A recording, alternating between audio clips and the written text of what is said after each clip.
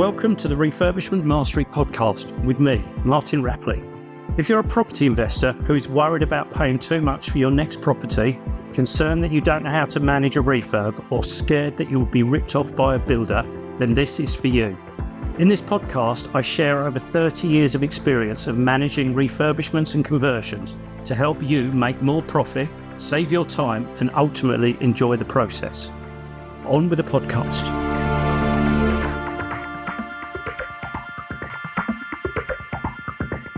Hi there, welcome to this week's episode of the Refurbishment Mastery podcast. This is a slightly different format from most of my other podcasts because in reality, I'm just going to go through an email that I was sent a week or two ago that I thought may be of use and of interest to some of you. As you know, I've got a portfolio of HMOs and flats. Some of those flats are actually block to flats. So we have a requirement to regularly test and maintain our fire alarm systems and our emergency lighting systems. And we actually engage a company on a retainer that do that for us. And they've got an emergency call out option as well, whereby if the alarm goes off and we can't disable it and tenants can't sort the problem out, then they'll come out and resolve that for us. And they sent me an email a few weeks ago just to give a general understanding of how long different elements of fire alarm systems and some other systems actually last. And I thought it would be really interesting just to share that with you so that you can manage your own expectations. You may well already have known this, you may have found this out for yourself, and indeed your fire alarm company may have provided you similar information at some point in the past. But if you're not aware, this is what I was given by the company that maintains our fire alarm. Remember, with fire alarm systems, they have to be tested and maintained and looked at properly every 6 months. So we test our fire alarm every single week, but the whole installation needs to be tested every 6 months, and that's one of the services we outsource to our maintenance company. So assuming that it is maintained on a regular basis, then of course you're naturally going to get a better lifespan.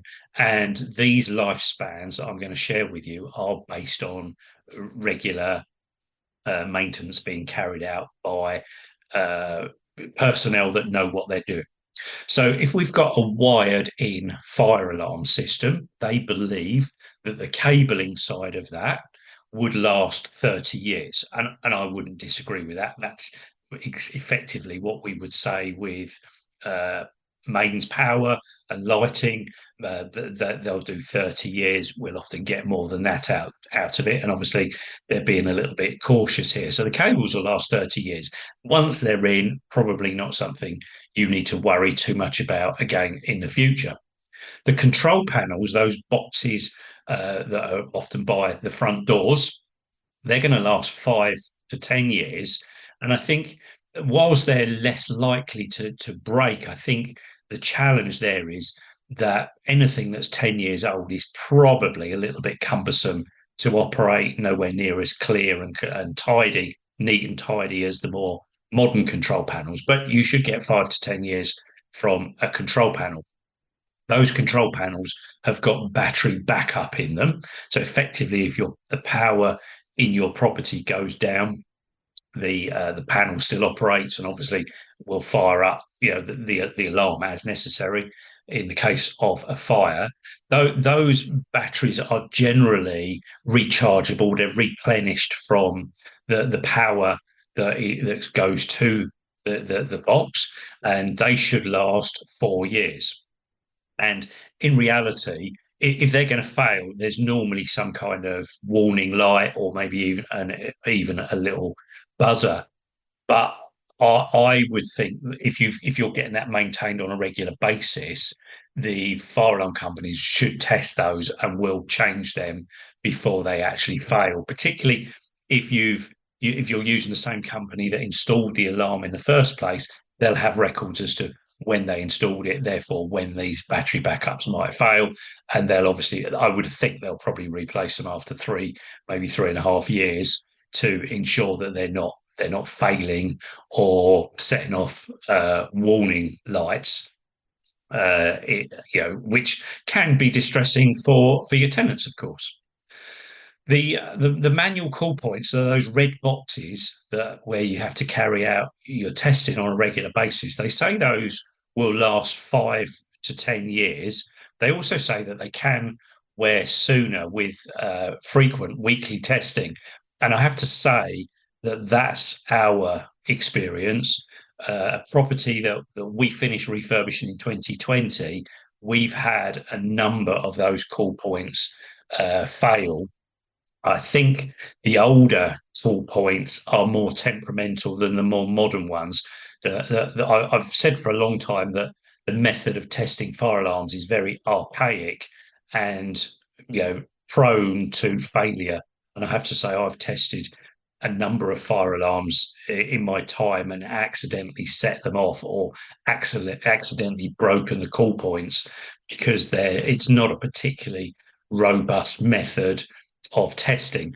More recently, our maintenance company have installed what appear to be a more robust call point. So perhaps they will last closer to the 10 years, but certainly our experience is that they are failing after 5 years ish, because we're testing weekly. We're not obviously testing every call point weekly. We rotate through the property.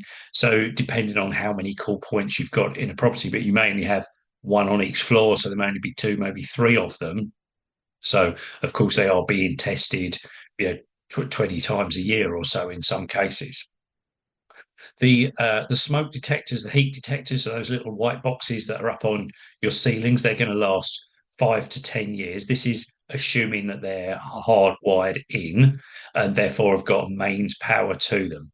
So they've actually got dates on the manufacturer's dates on the side of them, and they'll normally say replace after 10 years. Some of them may have an installation date on them, and there's a massive chance that when they were installed, no date was written into that. So if you can recall when they were installed, if you know when they were installed, then you can write in that date for yourself or make a note of that date and make sure that they are replaced within 10 years. So that would be a recommendation. That's not to say they're going to fail, but that's the recommendation. And some of this equipment, we haven't really got years and years of experience of using. And some of this equipment is getting better and better as time goes on. So the more modern things could easily last longer. This information has come, as I say, from a company that manages and maintains our systems, and they're obviously drawing on their extensive experience. I believe they've been going for quite a long time. So they're pulling in knowledge from a longer period. But I would think in a lot of cases the more modern stuff is probably just lasting a little bit longer. So that was wired fire alarm systems. If you've got a wireless fire alarm system, things are pretty similar, to be honest. The control panels 5 to 10 years, so that's pretty much the same. Backup batteries 4 years is the same. The call points, they're the same call points, so 5 to 10 years again. Smoke and heat detectors are exactly the same thing, 5 to 10 years. The other thing we've got here are batteries in those detectors, and they're saying 2 to 3 years, but really for peace of mind we should be replacing them every 2 years. They're not an enormous cost, and the last thing we want is batteries or smoke detectors chirping because batteries are running down. Because sadly, tenants, if a smoke detector starts chirping, some tenants will remove the battery to make the problem go away and won't replace it. So now we've got we've now got a property with a smoke detector, but no means of it actually activating in case of fire. And that would certainly be my advice if you've got any battery detectors, to verify on a regular basis. And again, this is really 6 monthly, that tenants haven't removed the batteries. And I personally wouldn't trust tenants if I asked them, they either wouldn't remember, wouldn't know, or wouldn't disclose it. So I would actually want to check those fire alarms on a regular basis to see that they haven't been tampered with. These are perhaps in single let properties rather than in HMOs, and possibly not even in blocks of flats either, because blocks of flats, if they're fairly modern or they've been upgraded recently, the fire alarms are normally they normally cover the whole block of flats, and they're normally hardwired. This would perhaps be if you've got single let properties where you've put battery smoke detectors in, the kind of things that you buy from a DIY store. So yeah, do double check those on a regular basis. You can obviously also put into your AST some kind of call it a disclaimer and recommendation that tenants maintain them. But peace of mind, if you're ever in the property, test them. They've normally got a test button on them.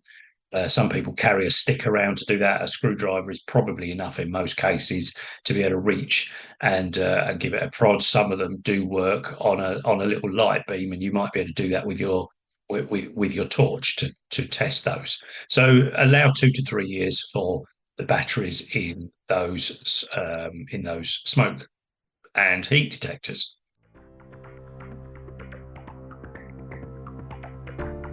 Just jumping in to make sure that you've got everything you need. Now, in a number of these podcasts, you'll have heard me talk about other property investors that I'm currently working with or have worked with in the past. And so I wanted to ensure that you can find out how you can actually work with me. And the best place to start with that is my website, www.refurbishmentmastery.com. On there, you'll find details of training courses that I run. You'll find details about my community, and also how you can work with me on a one-to-one basis when you are progressed far enough down the line. And then if you're not really sure what's right for you and how we can work together, then there's a button at the top. Just hit the button at the top that says book a call. It's absolutely free. It will take you to my diary, find a slot, and we'll be able to talk in the next couple of weeks. Remember, the website is refurbishmentmastery.com. I really look forward to helping you with a successful delivery of all of your projects. Now back to the podcast.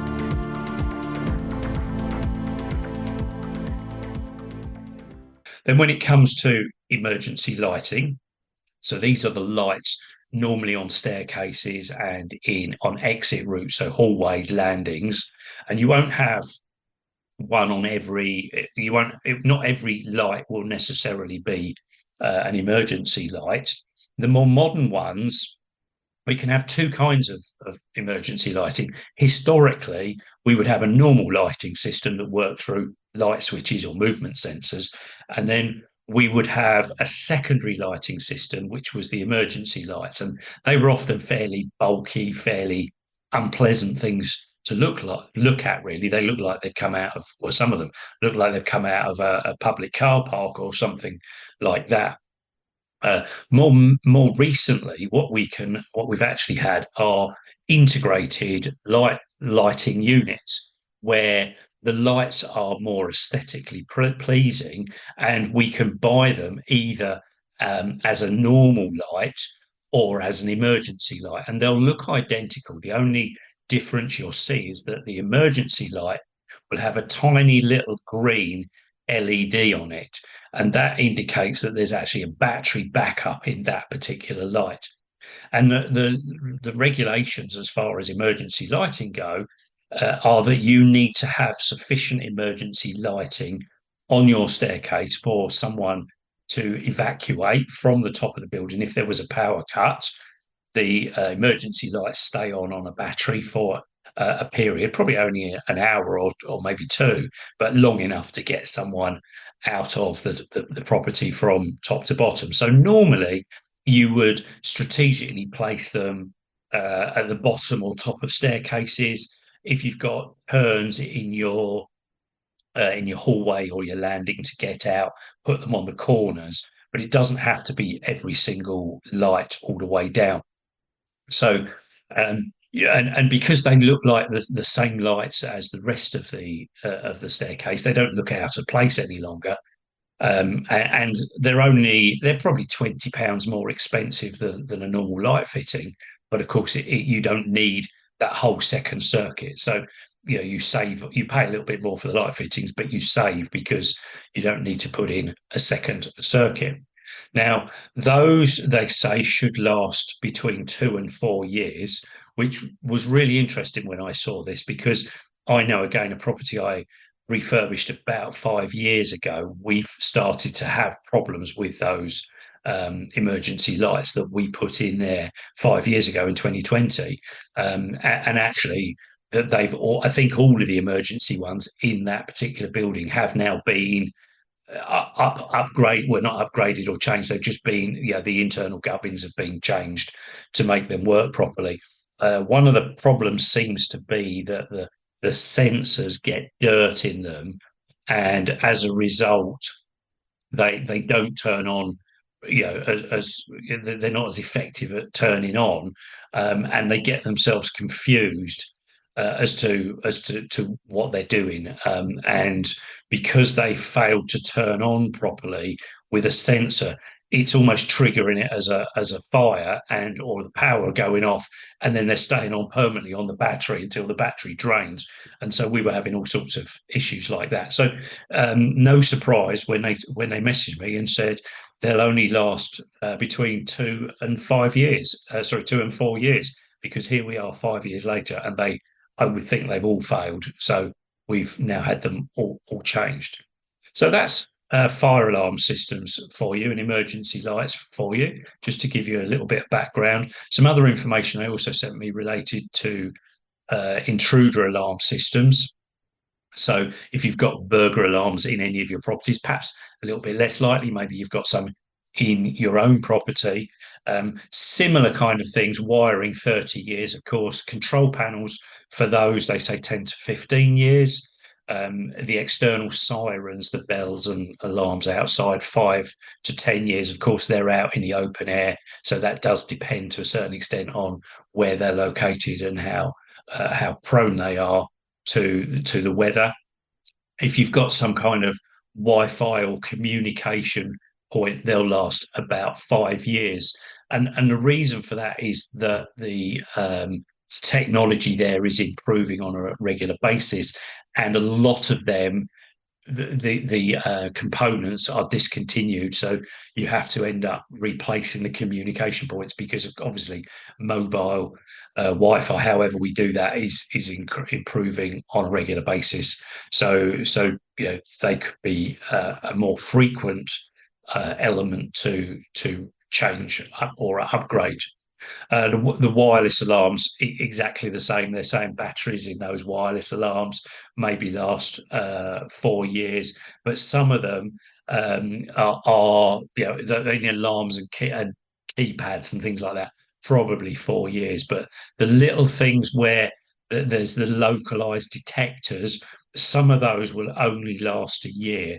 So, and what they're saying is if they're employed to maintain, they will change batteries in those little localized sensors and things every time they go there, because they really don't last any length of time at all. The key thing with all of this stuff that I'm talking about today is that it is all on 24/7. It's not like a TV that goes off, and and it's not like things like laptops that are powered down periodically. These things are on 24/7. So of course they are a little bit, they are working hard at all times. If you've got CCTV systems, you may have some of them in HMOs, or other security kind of situations. The recorders will last 3 to 5 years. Again, technology may be the challenge there, that products aren't maintained any longer than that. The hard drive, 3 to 4 years, likewise, same kind of problem. CCTV cameras will do 5 to 8 years. But again, the older the tech, the larger it is, the more cumbersome it is. The more modern tech, you can get better viewing radiuses and much smaller products, much neater products, often integrated into other bits and pieces, other bits of kit and things like that.